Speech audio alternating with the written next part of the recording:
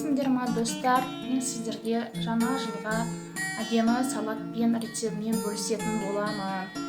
Бізге керек 2-3 штук сарымсақ, крекер печенье, сүзбе ірімшігі, 20% сливка, тауықтың копченый еті керек болады, саңырау құлақ 200 грамм, сұйық май 50 грамм, сары май керек 70 грамм. Барлығын осы формаға мен салып дайындап сіздерге көрсетемін.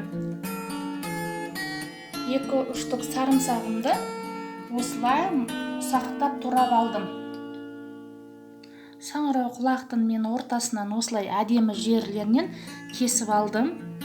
Бұны салаттың бетіне әсемдеп, әдемілеп қою үшін қалғандарын қазір мен ұсақтап әдемілеп тураймын. Қалғандарын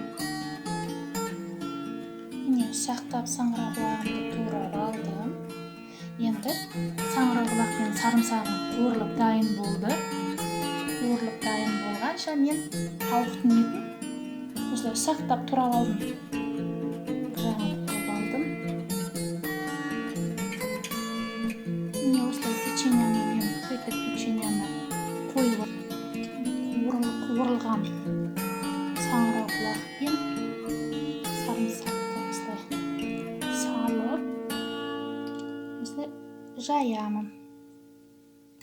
Сүзбеге мен сливканы құйып екеуін жақсылап араластырамын. Жеткілікті 30 граммдай құйсаңыздар болады. Сүзбе ірімшігіне 20% клейді қосып, міне екеуін араластырып жатырмын.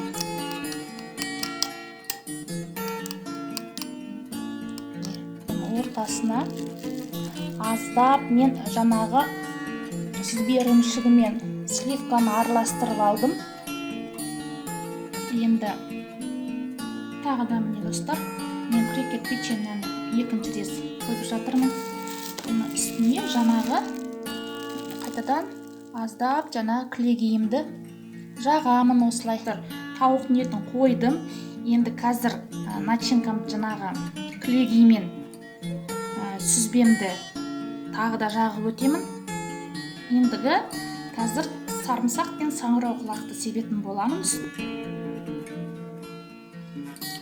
Міне достар, начинкамды жағып болдым. Қазір осының үстіне жаңа қуырылған саңырау құлақты қойып шығамын.